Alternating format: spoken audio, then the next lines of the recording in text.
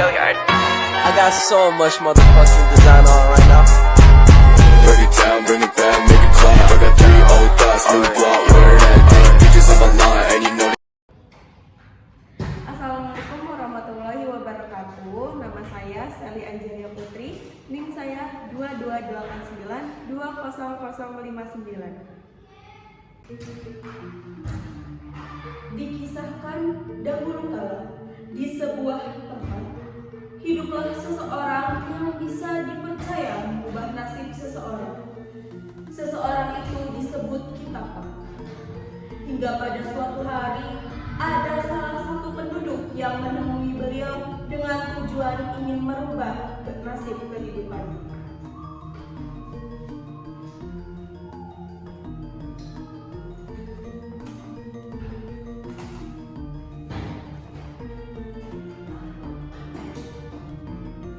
Aduh, pegal temen niki ya non, urip niki mungkin aman. Kapan ya kula niki bisa jadi wong sing di duwe? Enggih Kang, kula ge orang weruh. Sampai kapan kula hidup susah makinan niki? Tapi Kang, jerehe ada wong sakti sing bisa mengubah kehidupan seseorang.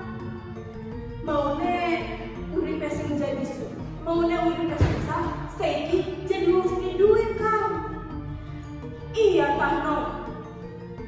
Ya wis, oke kapan kula kudu miliki mereka. Enggih Kang. Nama Kitapa pun sangat terkenal pada saat itu.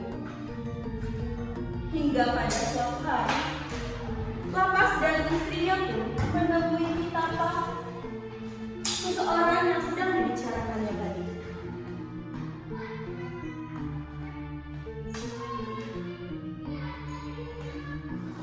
Lapas datang menghampiri Kitapa yang sedang bertapa di sebuah bukit yang ada di sekitarnya.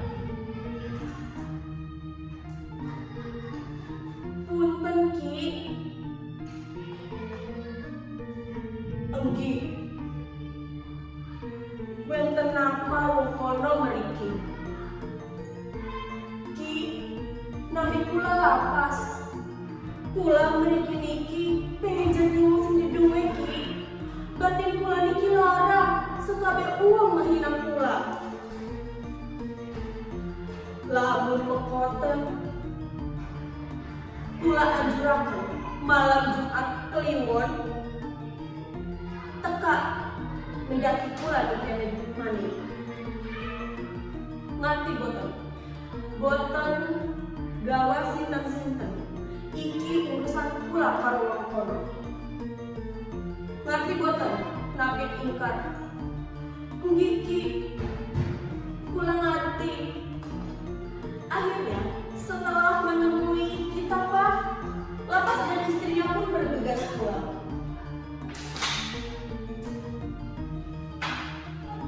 Di keesokan harinya, malam yang sudah dijanjikan, yaitu malam Jumat Kliwon, terlihat Kitapa sedang mempersiapkan ritualnya, dan juga Kitapa sedang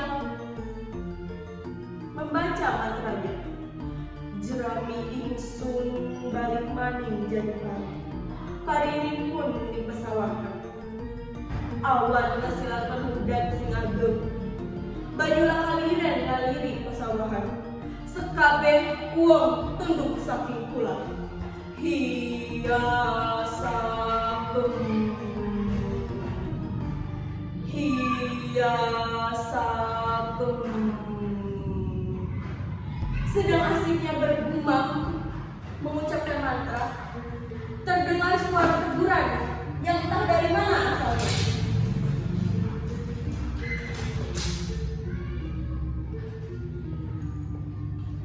Hei kau yang sedang berdiri, sedang apa kau di sana? Hei, siapa kau berani-beraninya ritualku. Tak perlu kau tahu siapa aku. Aku hanyalah hamba sahaya dari pemilik kekuasaan tertinggi di dunia ini. Serupa apa wajahmu? Jin, manusia, atau malaikatkah? Aku golongan terakhir yang engkau sebut. Jibril, apa yang membuatmu datang menemuiku dan mengganggu ritualku?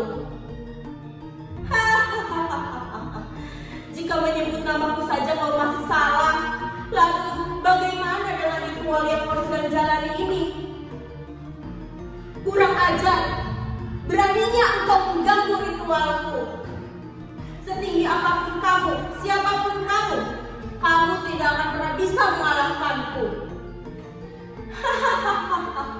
Belum waktunya kau tahu siapa aku, Papa. Selamat tinggal, Papa.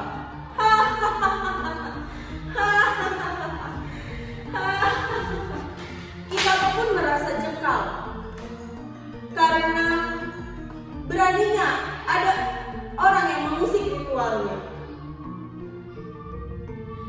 Kurang ajar, siapa dia? Beraninya dia mengusik ritualku.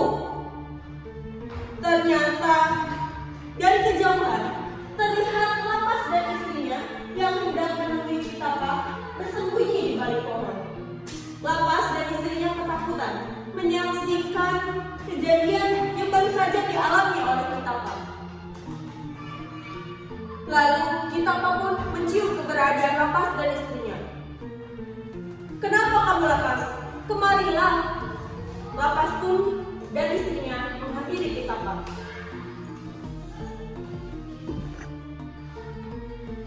Kenapa kamu bersembunyi, Lapas? Apakah kau takut dengan kejadian yang baru saja terjadi? Lapas dan istrinya hanya bisa berdiam dan tidak bisa berkutik apa-apa karena merasakan ketakutan. Minumlah. Semoga engkau tenang. Jangan kau pikirkan kembali hal yang telah terjadi barusan. Buang jauh-jauh pikiranmu. Lapas dan istrinya pun masih memaku, diam dan juga tidak sadar. Hingga pada saat itu, Lapas dan istrinya merasa mendapatkan ilham. Sehingga Lapas dan istrinya pun tidak jadi menjalankan ritual bersama dengan Citapa. Lapas dan istrinya tanpa sadar pergi meninggalkan Citapa sendirian.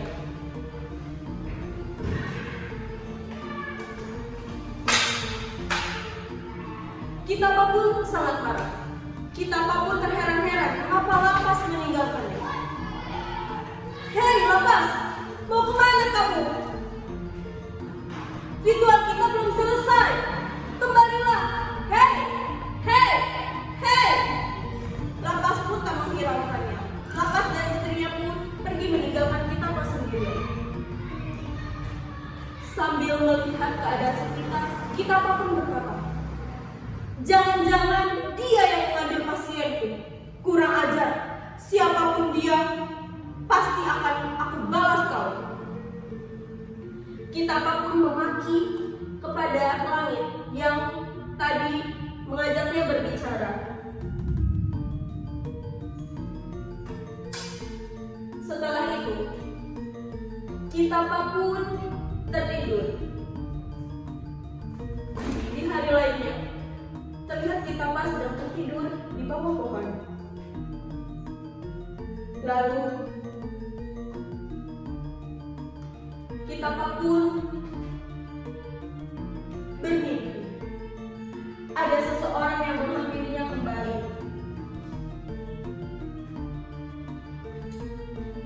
Hei kau, bangunlah. Kau yang sedang tertidur, bangunlah. Citapa merasa terusik dengan suara tersebut. Dia memastikan ini hanya mimpi atau memang ada yang mengganggu tidur siangnya.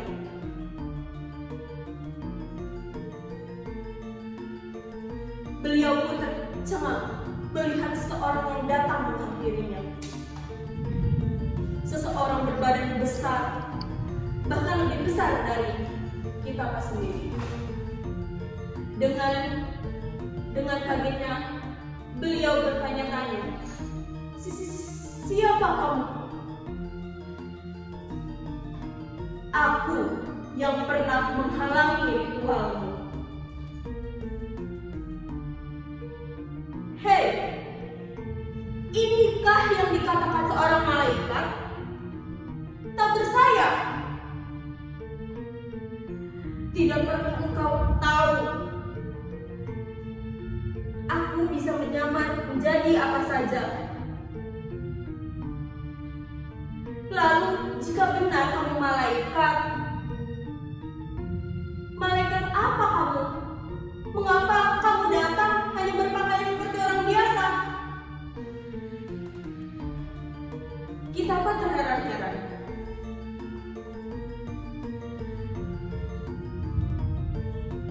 "Aku yang telah mencabut nyawamu di balik pohon itu. Tidakkah engkau tahu, Tapa, bagaimana aku mengambil ruhmu dalam jasadmu, seperti lilin yang kutiup ini?" Kita pun tercengang menyaksikan pernyataan tersebut. Kita pun ternyata sudah tiada.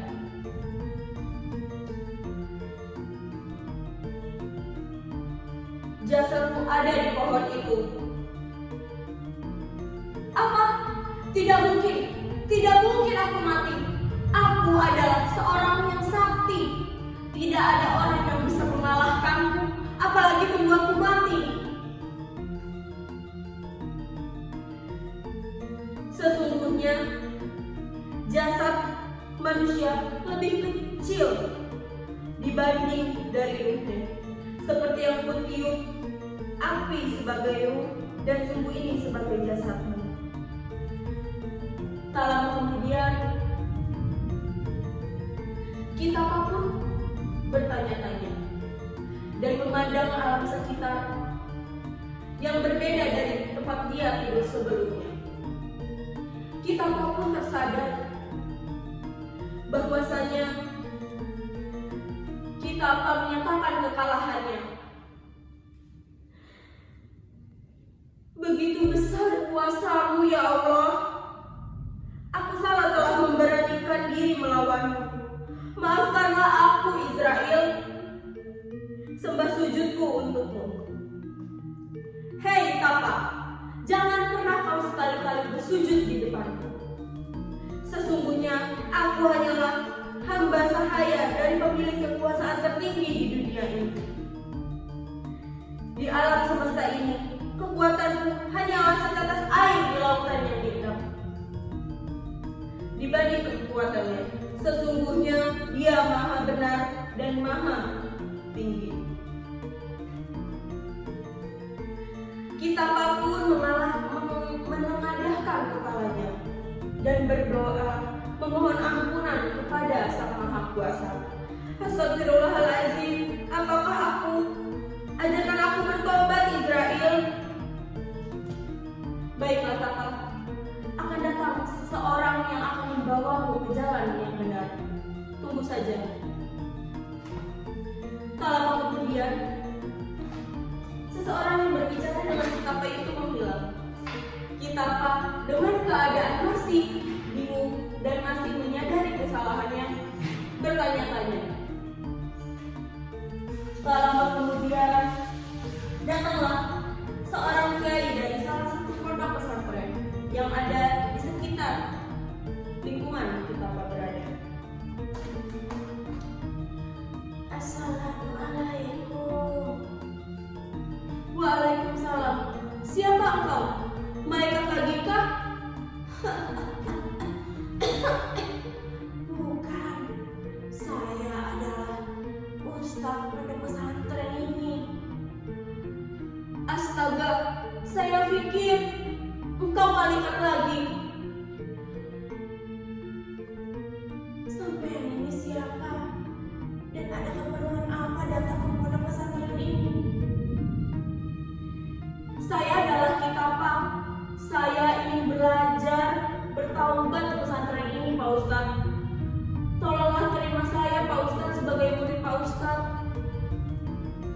Subhanallah ya Allah, kekuasaanmu begitu hebatnya.